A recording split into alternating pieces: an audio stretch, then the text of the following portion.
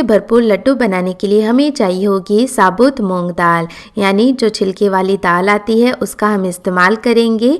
तो यहाँ पर जो दालें होती हैं वो तो हम जानते ही हैं कि प्रोटीन से भरपूर होती हैं, लेकिन जब हम दाल बनाते हैं या फिर लड्डू बनाते हैं तो बिना छिलके वाली दाल का इस्तेमाल करते हैं, लेकिन यदि छिलका समेत दाल का इस्तेमाल किया जाए तो ये ज़्यादा बेनिफिट्स देती है। तो यहाँ मैंने 2 कप छिलके वाली मूंग दाल को अच्छे से धोकर और साफ़ कर लिया है। धोकर मैंने इसे धूप में सुखा दिया था, लेकिन फिर भी थोड़ा मॉइस्चर इसमें ना रहे, इसके लिए हम इसे ड्राई रोस्ट कर लेंगे। तो बस कढ़ाई के अंदर डालकर लो टू मीडियम फ्लेम पर इसे लगातार चलाते हुए रोस्ट कर लें।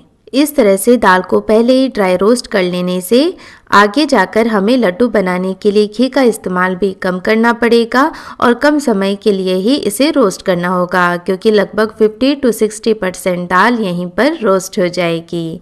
इन लड्डू को आप लंबे समय तक स्टोर करके भी रख सकते हैं, क्योंकि ना ही इन लड्डू को बनाने के लिए हम दूध का इस्तेमाल करेंगे ना ही मावा का।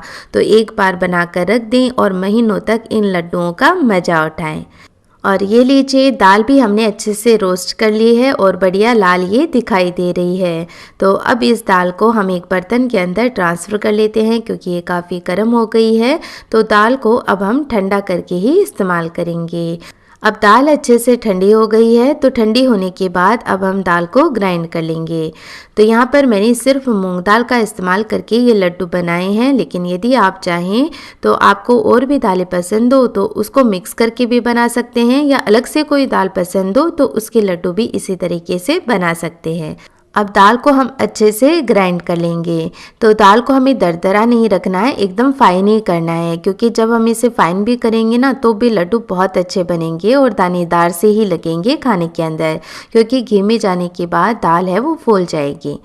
अब हम एक कढ़ाई के अंदर घी गरम कर लेंगे। फिलहाल मैं ये 1 बड़ी चम्मच घी का गरम कर रही हूँ, क्योंकि पहले हम ड्राई फ्रूट्स को इसके अंदर रोस्ट करके लेंगे।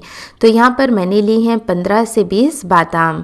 तो जितने आप ड्राई फ्रूट्स पसंद करते हैं उसके अकॉर्डिंग इसमें ड्राई फ्रूट्स का भी इस्तेमाल करें, क्योंकि इससे लड्डू का टेस्ट भी बढ़ जाता है और लड्डू और भी ज़्यादा हेल्दी हो जाते हैं। जब बादाम घी के अंदर अच्छे से पक जाती है तो इसमें क्रैक्स आने लगते हैं, तो इसका कलर भी चेंज हो गया है और इस तरह क्रैक्स इसमें आ गए हैं। तो चलिए इससे ज़्यादा इन्हें ना पकाएं, नहीं तो ये जल जाएंगी। तो इन्हें निकाल कर हम साइड में कर देते हैं और अब सेम घी के अंदर हम कुछ काजू भी फ्राई कर लेंगे और इसी के साथ मैं इसमें ये साबुत इलायची भी डाल रही हूँ। इस तरह से जब हम इलायची को घी के अंदर पहले ही पका करके फिर आगे इस्तेमाल करेंगे तो लड्डू का टेस्ट बहुत ही ज़्यादा अच्छा आता है। तो यहाँ पर देखिए काजू होते हैं ना वो जल्दी से ही फ्राई हो जाते हैं।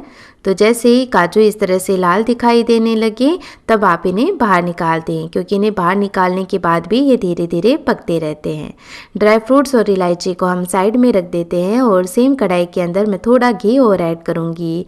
तो इन लड्डुओं को बनाने के लिए टोटल मैंने आधा कप घी का इस्तेमाल किया है, लेकिन यदि आपको ऐसे घी का अंदाज़ा नहीं आता है तो आप क्या करें कि ये जो दाल का पाउडर है वो घी के अंदर पहले अच्छे से मिक्स कर लें।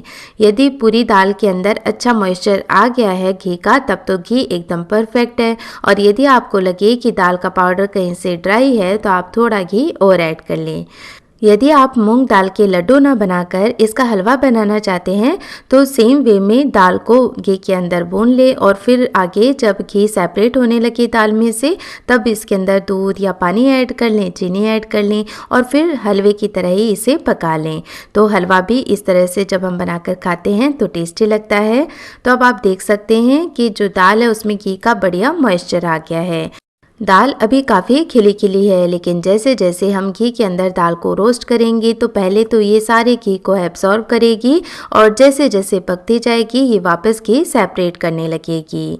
अब क्योंकि दाल का कलर ऑलरेडी डार्क है तो ऐसे तो आपको अंदाज़ा नहीं आएगा कि दाल अच्छे से रोस्ट हुई है कि नहीं हुई है।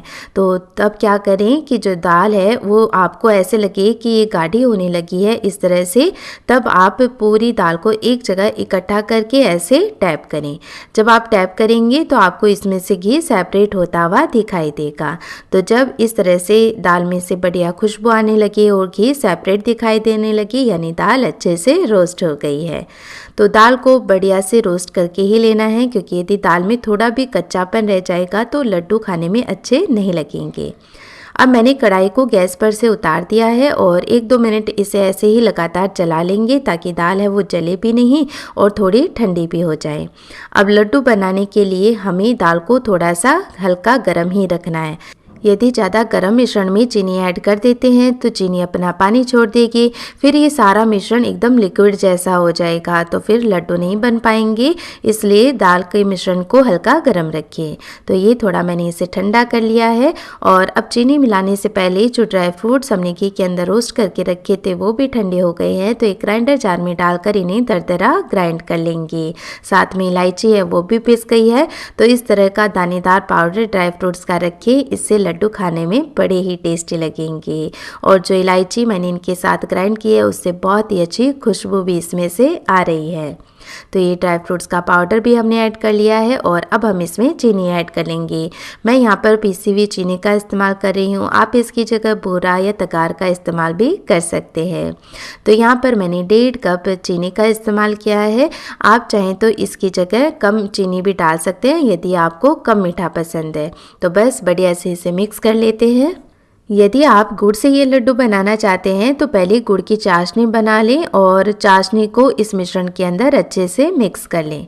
तो ये मैंने बढ़िया से सारी चीज़ें मिक्स कर ली हैं और अभी तो ये मिश्रण है वो आपको एकदम खिला खिला दिखाई देगा कि जैसे इससे लड्डू बंध ही नहीं पाएंगे। लेकिन जैसे ही आप इस तरह से मिश्रण को हथेलियों में प्रेस करेंगे बहुत ही आराम से इसके लड्डू हैं वो बंध जाएंगे। देखिए कितनी आसानी से लड्डू बन गया है।